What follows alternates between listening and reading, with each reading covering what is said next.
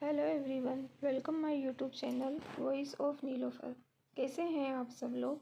तो चलिए आज की कहानी शुरू करते हैं। बहू बेटे के झगड़े का तेज़ आवाज़ सुनकर कमला जी भी उनके कमरे तक आ गई। क्या बवाल मचा रखा है आज घर में, आखिर बात क्या है जो तुम दोनों इस तरह लड़ रहे हो। कमला जी आंखें तर्राते हुए बोली।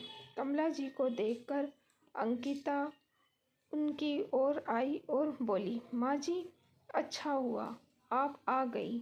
आप ही समझाओ अपने बेटे को। मेरी तो ये समझते ही नहीं। मैं इनकी पत्नी हूँ तो मेरी खुशी का ख्याल रखना इनका फ़र्ज़ है कि नहीं। कह दो इनसे कि चुपचाप मेरी बात मान ले और अलग घर ले लें। अंकिता की बात सुनकर कमला जी सख्ते में आ गई।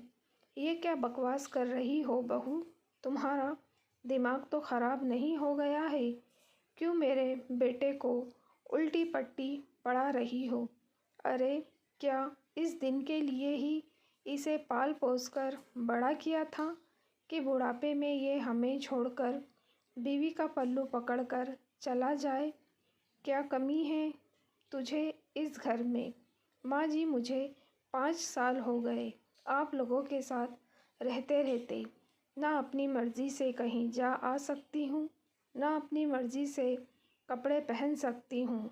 जितना भी कर लो, कभी किसी के मुंह से तारीफ़ के 2 बोल नहीं निकलते।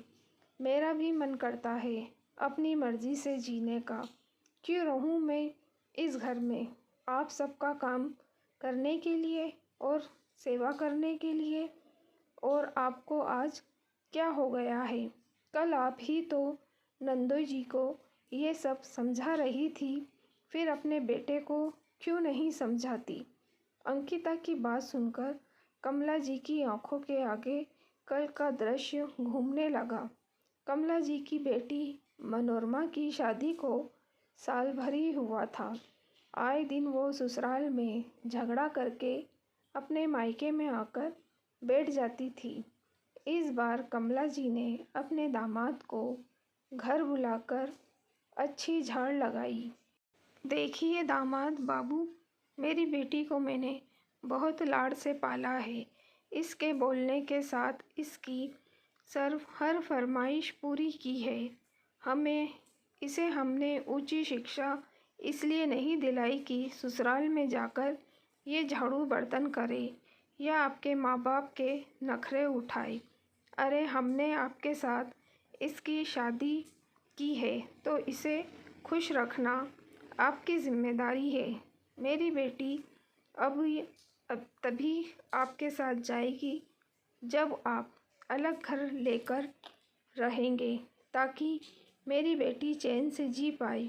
याद रखिए, सारे रिश्ते पीछे छूट जाते हैं, लेकिन पति पत्नी का रिश्ता ही उम्र भर साथ रहता है। आपको अपने बीवी बच्चे और भविष्य के बारे में सोचना चाहिए, ना कि दुनियादारी के बारे में। हमने तो आपकी अच्छी नौकरी, अच्छी तनख्वाह देखकर मनोरमा का हाथ सौंपा था, ना कि आपका परिवार देखकर। दामाद बाबू असह्य से अपनी सास की बातें सुन रहे थे। वो दोराहे पर खड़े थे कि क्या करे। यदि अपनी सास की बातें माने तो अपने परिवार का साथ छोड़ना पड़ेगा, और ना माने तो अपनी शादीशुदा ज़िंदगी दांव पर लगा देंगे। दुविधा में थे कि कैसे अपने माँ बाप को इस उम्र में अकेला छोड़ दें।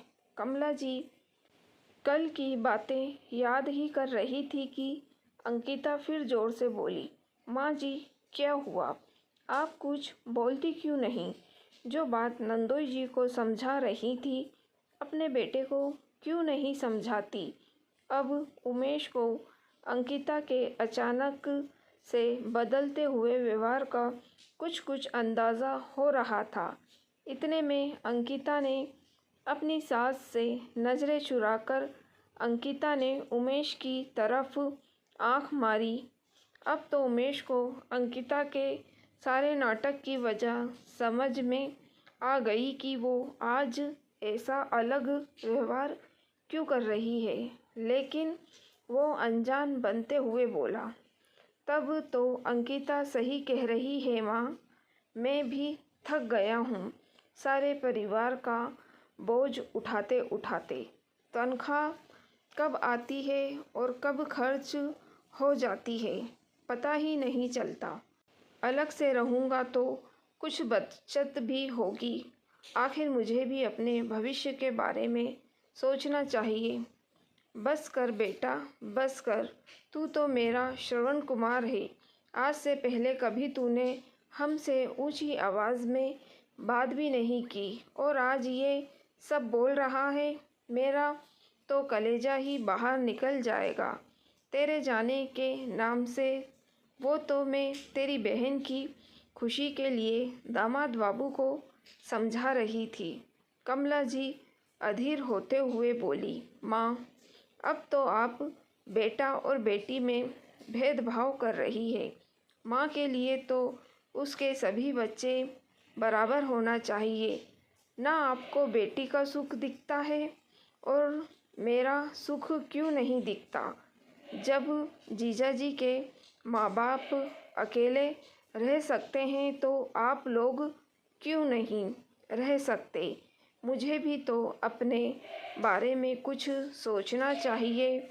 उमेश संजीदा स्वर में बोला, नहीं नहीं बेटा, ऐसा मत बोल।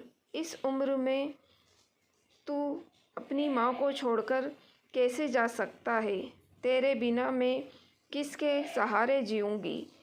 मेरी ही मति मारी गई थी कि मैं अपनी बेटी को समझाने के बजाय दामाद बाबू को उल्टी पट्टी पढ़ा रही थी। मैं समझाऊंगी मनोरमा को और दामाद बाबू से माफ़ी भी मांग लूँगी, लेकिन तू कहीं जाने की बात मत करना बेटा।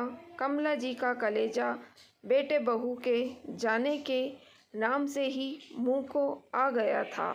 वो बिल्कुल बौखला गई थी। कमला जी की आंखों में पश्चाताप के आंसू थे। माँ की ऐसी हालात उमेश और अंकिता से देखी नहीं गई। अंकिता अपनी सास का हाथ पकड़कर बोली, माँ जी, हम कहीं नहीं जाएंगे। माँ बाप के बिना भी कोई घर होता है क्या?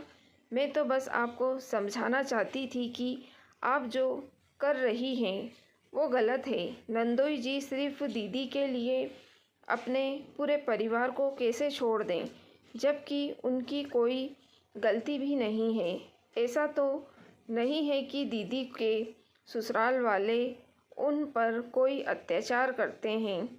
अपनी चंद आज़ादी के लिए परिवार की जिम्मेदारियों से आज़ाद होना तो कोई हल नहीं है ना। जिस तरह आपको अपना बेटा प्यारा है, उसी नंदोई जी भी तो किसी के बेटे हैं। आखिर उनके माता पिता किसके सहारे अपनी ज़िंदगी काटेंगे? परिवार से ही तो घर बनता है ना। माँ, तू ठीक बोल रही है बहू। एक माँ होकर भी दूसरी माँ का दुख नहीं समझ पा रही थी। अलग घर परिवार में थोड़ा सामंजस्य से तो सब लड़कियों को बैठाना पड़ता है। मैं मनोरमा को समझाऊंगी।